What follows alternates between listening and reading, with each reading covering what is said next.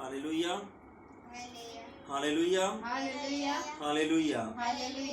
प्रवक्ता ग्रंथ अध्याय 19 वचन संख्या 2 में परमेश्वर का वचन कहता है, अंगूरी और स्त्रियां समस्त लोगों को भटकाती है। जो लोग अंगूरी का पीछा भटकते रहते हैं, अंगूरी का भोग विलासता में, उसकी चाहत में जीवन बिताते हैं, उनका जीवन में विषय वासना के कारण वो अपना वासना के जंजाल में, उसका जाल में, उसका गंदगी में, उसका दलदल में फंसकर पाप और व्यभिचार का शक्ति का अधीन हो जाते हैं, उसका गुलाम बन जाते हैं। भोग विलासता या शारीरिक जीवन का उपभोग करना, विषय वासना से वशीभूत जीवन जीना, अपवित्र आत्मा को अपने शरीर और आत्मा को अपवित्र करना और उसका गंदगी के विचारधाराओं के अंदर संयुक्त लाइफ को जीना, ये उनका जीवन का प्रत्यक्ष पहलू बन जाता है।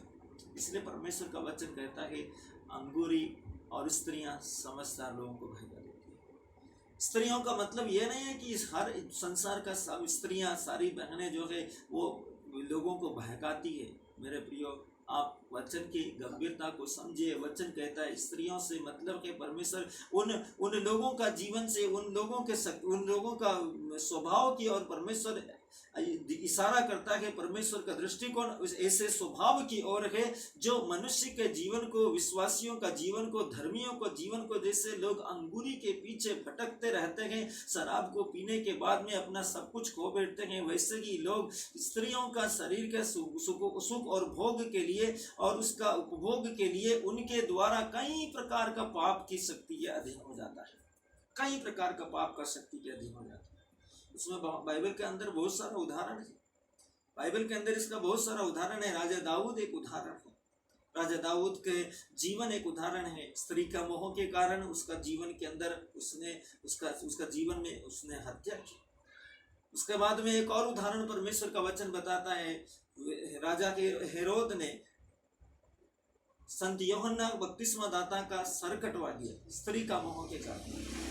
और भी बहुत सारा उदाहरण है मेरे प्रियो। पवित्र बाइबल हमको सिखाता कि स्त्री, यदि हम इस स्त्री का मोह में हैं, उसका शरीर का मोह में है, विषय वासना का मोह में है, वो भोग विलासता का मोह में है, शारीरिक भोग की चाह हमारा जीवन के अंदर है, तो उसको पाने के लिए उस वासना या उसका शरीर का उस साथ में व्यभिचार करने के लिए, उस व्यभिचार का परिस्थिति को, उस व्यभिचार का स्थिति को, व्यभिचार का संभावना को अपना जीवन में ग्रहण करने के लिए हम परमेश्वर का, पवित्रता की, धार्मिकता की तमाम अभिलाषाओं को, आशाओं को, इच्छाओं को कुचल कर पाप के ओर अग्रसर बढ़ जाएंगे, व्यभिचार के ओर अग्रसर बढ़ जाएंगे। परमेश्वर का मर्जी को आप नजरअंदाज कर देंगे, परमेश्वर का इच्छा को नजरअंदाज कर देंगे और वो पाप करेंगे जिसके कारण आपका शरीर और आपका आत्मा दोनों सर्वनाश हो जाता है। इसलिए वचन कहता है, जैसे अंगूरी मनुष्य का आत्मा और बुद्धि का विनाश करते हुए वैसे स्त्री का नशा भी मनुष्य का जीवन के अंदर विनाश करता है। इसलिए पवित्र बाइबल कहता है, पुरुष का अकेला रहना ठीक नहीं है, इसलिए मैं उसके लिए एक उपयुक्त जीवन साथी बनाऊंगा। मनुष्य के लिए उसका जीवन साथी ही उसके लिए सही है। किसी भी पुरुष के लिए या किसी भी स्त्री के लिए उसका जीवन साथी ही सही है। सबसे सही माध्यम उसका जीवन साथी है। और किसी स्त्री के बारे में, स्त्री का होते हुए पुरुष सोचना पाप के परमेश्वर का दृष्टि में, पुरुष का पति का होते हुए किसी और पर पुरुष के बारे में, स्त्री के बारे में सोचना परमेश्वर की दृष्टि में पाप है, अपराध है। और परमेश्वर ऐसा बातों से घृणा करता है। और जिन बातों से परमेश्वर घृणा करता है उनके कारण आप और मैं, दुनिया में कोई भी ब्लेस और आशीषित नहीं हो सकता। इस संबंधों के कारण जितना भी जो रिलेशन होता है, फिजिकल रिलेशन होता है, व्यक्तिगत जीवन में जो हमारा रहस्यमय रिलेशन होता है, जिसको हमारे अलावा कोई नहीं जानते, हम सोचते हैं, लेकिन ईश्वर का आंख देखता है। हमारे गुप्त में किया हुआ पाप को ईश्वर का आंख देखता है।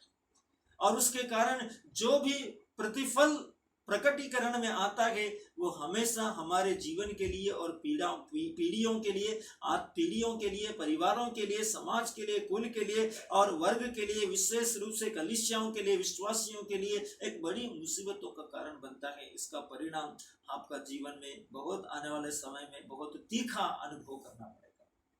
इसलिए परमेश्वर का वचन में विश्वास के साथ में अपने धार्मिकता को, पवित्रता को परमेश्वर के सामने रखे, ईश्वर के सामने पवित्र तथा निष्कलंक जीवन जीने की पूरी कोशिश करे। परमेश्वर का वचन कहता है व्यभिचार न करना, न किसी स्त्री का, न किसी पुरुष का।